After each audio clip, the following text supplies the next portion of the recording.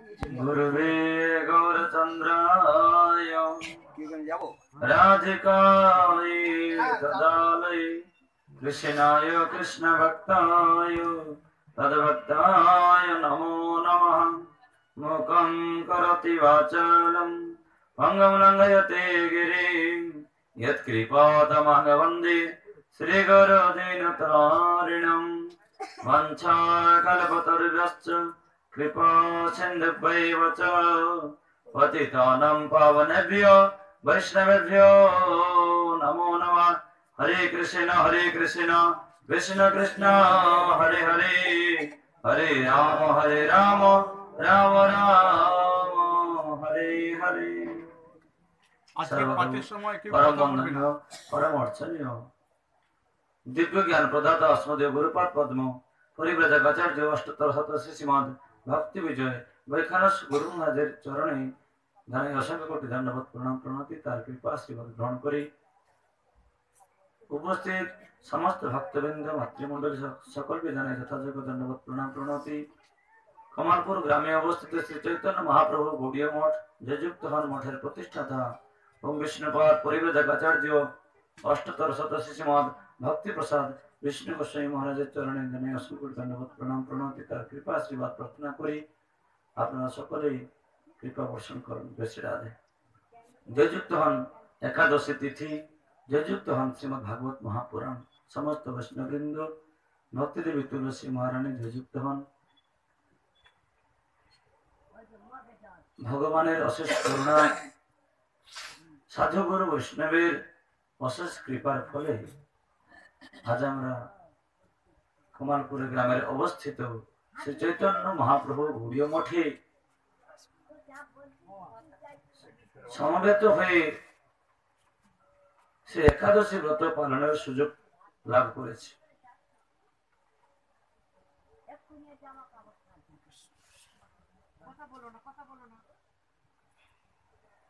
গুরু মহারাজের অশেষ করুণা, বিশেষ করে পূজ্য শ্রী শঙ্কর প্রভু ওনার কৃপাতে আমি এখানে এসে এই ভাগবত আসনে বসতে পেরেছি। তাই কিছু হরিকথা বলার পূর্বে আমি পূজ্য শঙ্কর প্রভুকে অনুরোধ করব তিনি কিছু হরিকথা বলবেন, তারপরে আমরা ভাগবত পাঠ শ্রবণ করব এবং একাদশী মহাত্মা কথা শ্রবণ করব। জয় শ্রী রাধে।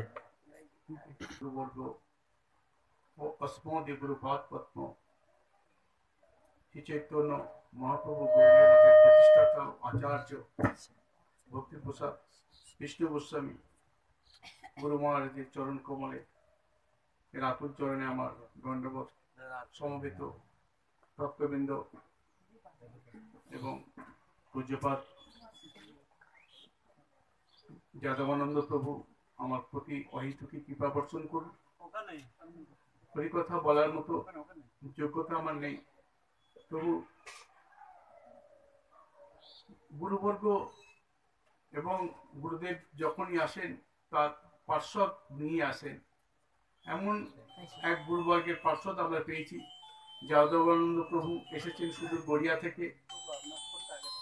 হ্যাঁ, তো আজকের যে হরিকথা যে মুখ্য ব্যাস আসনে বসে আছেন তার মুখেই আমরা বেশি করে হরিকথা আজকে শ্রবণ করব। আমি তো প্রায় তোমরা আমার মুখেই গ্রামের ছোঁড়া, আমি শঙ্কর প্রভু বলছে গ্রামের ছেলে, তার কাছ থেকে আর কি হরিকথা শুনবো। হ্যাঁ, তবু সাধুগুরু মহাজনের আজ্ঞা আমি যথাযথ পালন করব। এই নৃদেহ, এই মনুষ্য শরীর, ভাগবত বলছে নৃদেহ আত্মং সুলভং দুর্লভং প্লবং সুকল্প গুরুকর্ণ ধারম। এই মনুষ্য শরীর আমরা লাভ করেছি অতি দুর্লভ, কিন্তু আমাদের এই সুযোগ এসছে। ভগবান পরমেশ্বর যত জীব সৃষ্টি করেছে তার মধ্যে মনুষ্য জন্মটা হলো শ্রেষ্ঠ। কিসে?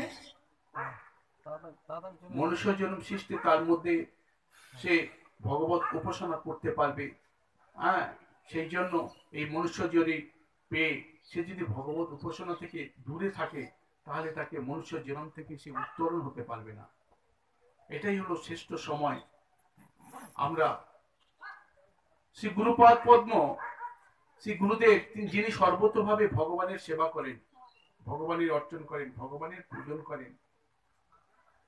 গুরুদেব হলো ভগবানের সেবক এবং সেই গুরুদেবের আশ্রয় আমাদের করে যদি আমরা ভগবত আচরণ করতে পারি, তাহলে আমরা ভগবানের দ্বারের দরজায় পৌঁছে যেতে পারবো। অনেকে বলছে আমার সময় কোথায়, আমার ছেলে মেয়ের এ কোথায়, আমার তো সময় নেই, আর ভগবান আমার কি খাওয়াবে আমি যদি না কর্ম করি? ভগবান খাবে। আজকে প্রায় মুখেই আমি শুনতে পাচ্ছি ভগবান কি আমাকে খাওয়াবে?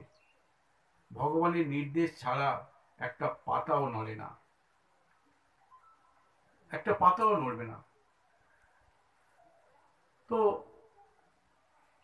আমাদের এই সুন্দর দেহটা, এত সুন্দর দেহটা যদি ভগবানের সেবায় আমরা না লাগাতে পারলাম, ভগবানের সেবা পূজা না করতে পারলাম, তাহলে আমরা দুর্ভাগা, তখন সেটা আমরা দুর্লভ হয়ে গেলাম।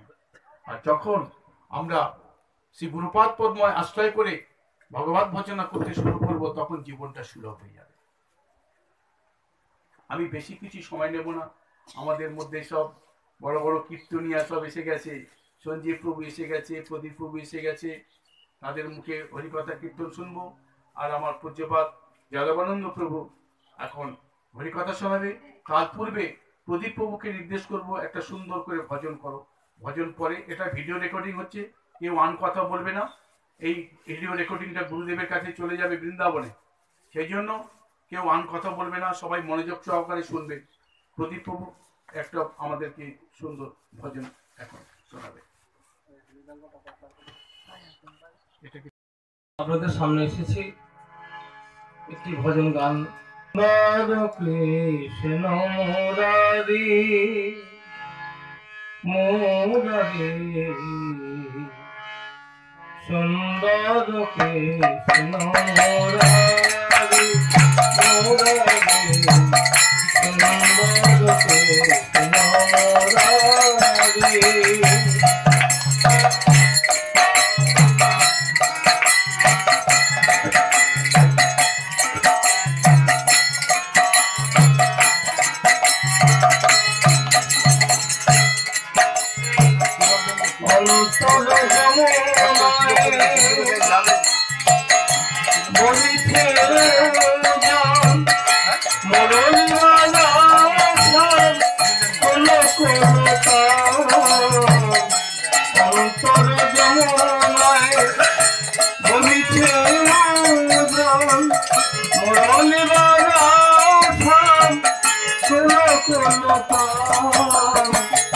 অন্তরে জাগিছে তোরা পদ প্রভু হে, অন্তরে জাগিছে তোরা পদ প্রভু হে, যমুনা বিহারী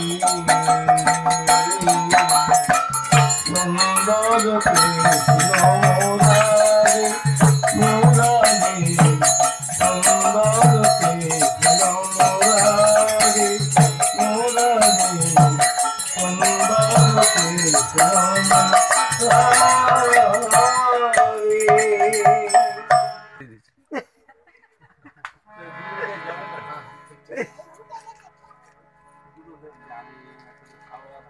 সব মানে হাজলে গুরুদেব বিহারী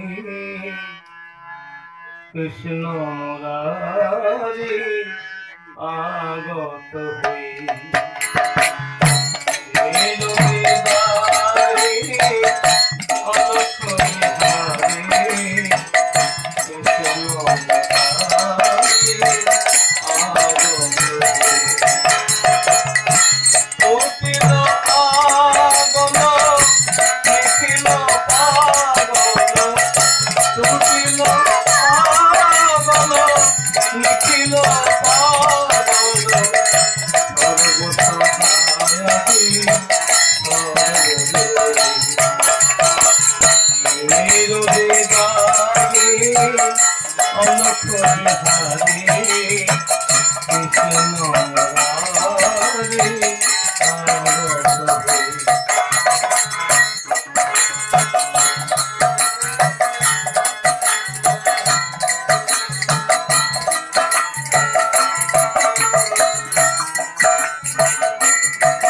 মণ্ডলী তিমিরও বিদায় অর্থাৎ তিমিকে বিদীর্ণ করে, তিমি মানে অন্ধকার, তাই অন্ধকারকে বিদীর্ণ করে আলো প্রভাব হয়।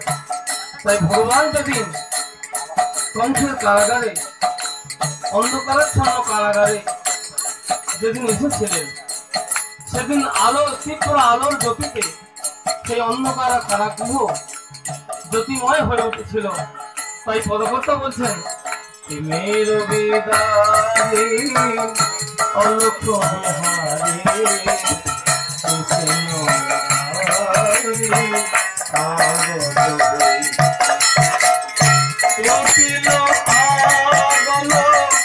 নিখিল পাগল, কুটিল পাগল, নিখিল পাগল, সর্বসহায়াদি সর্বজয়ে তিমির বিদারে অলক্ষ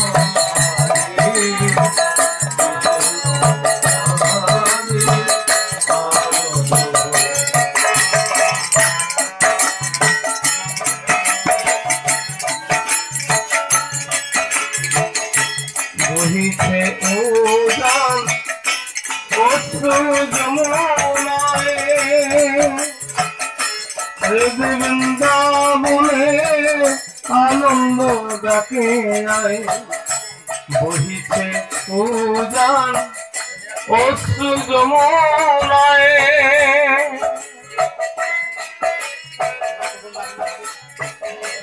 ভক্তমণ্ডলী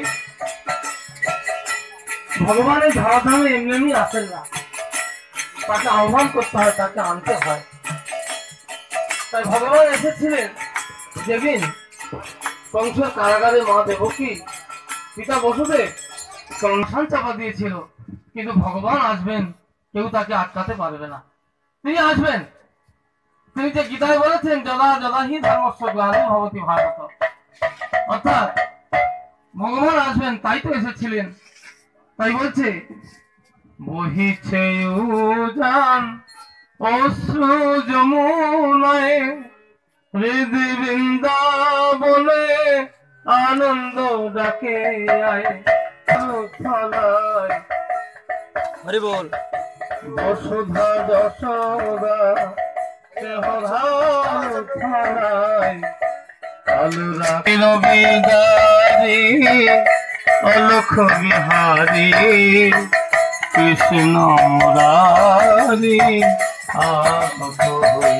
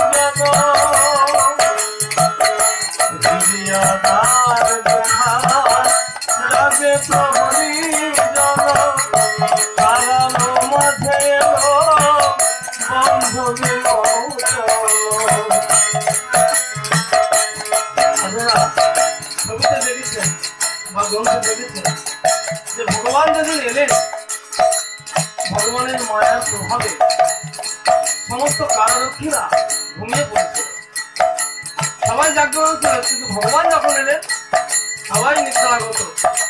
তাই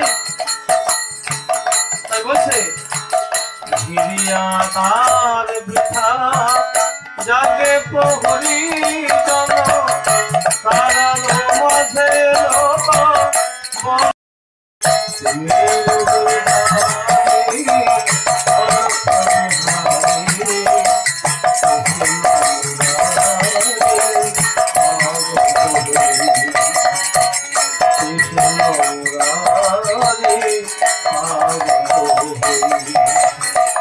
Krishna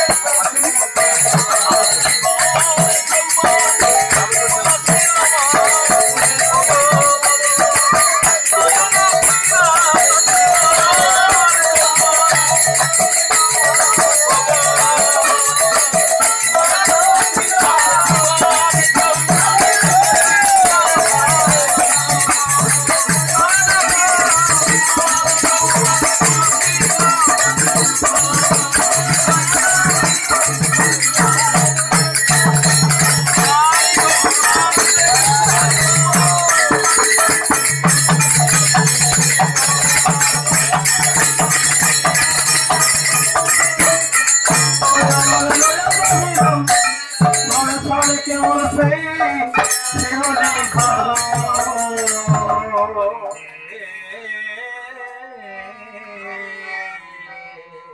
হরি হে হে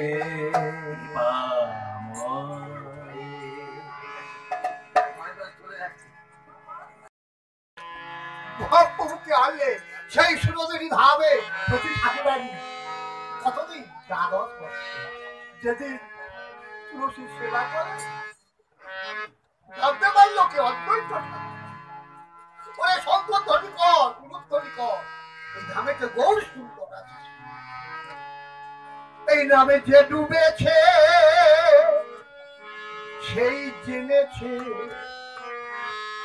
এই নামে যে ডুবেছে সেই জেনেছে নামে যে ডুবেছে সেই ডুবেছে ভাই রে ভাই অন্যের জানা বড় গায় হরি নামে কি আনন্দ ডুবে জানা হাই রে হরি নামে কি আনন্দ ডুবে জানা হরি নামে কি আনন্দ ডুবে জানা হাই রে ডুবেছে সে মজেছে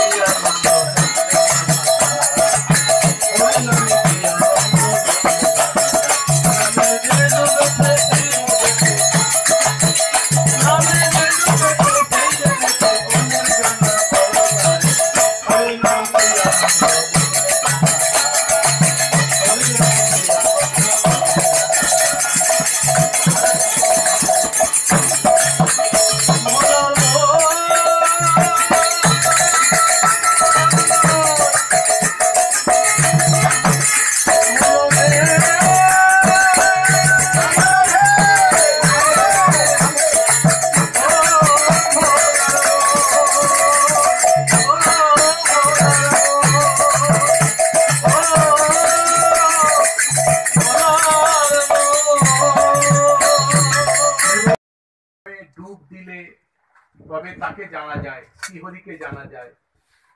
সেই হরি নামে আমরা এখন ডুব দিতে যাব ভাগবত কথার মাধ্যমে। সেই ভাগবত অমৃতময় ভাগবত কথা শ্রবণ করাবেন, আমরা শুনবো পূজ্যপাদ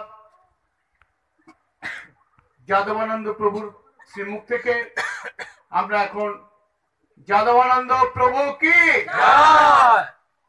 এখন আমরা যাদবানন্দ প্রভুর শ্রীমুখ থেকে আমরা হরিকথা শ্রবণ করব, তারপর প্রসাদ, তারপর আমাদের আবার কীর্তন, প্রদীপ প্রভু আছে, সঞ্জীব প্রভু আছে, গোবিন্দ প্রভু, তারপর আমাদের আজকে তো হরিবাসর, মানে হরি কথায় থাকতে হবে। হরিবাসর তিথি, হরি বাসর তিথি, এটা আজকে মানে একাদশীর আরেক নাম হলো হরিবাসর তিথি। হরির নিকটে আমাদের থাকতে হবে, হরি কথায় থাকতে হবে। আজকের দিন পরম সৌভাগ্যের দিন, সেই দিনে আমরা সমস্ত খুব ভালো লাগলো। আজকের আমরা পাচ্ছি প্রদীপ প্রভুকে, সঞ্জীব প্রভুকে, যে সুন্দর কীর্তন শোনালো সঞ্জীব প্রভু, অতুলনীয়। এখন আমরা হরিকথা শ্রবণ করবো পূজ্যপাদ যাদবানন্দ শ্রীমুখ থেকে।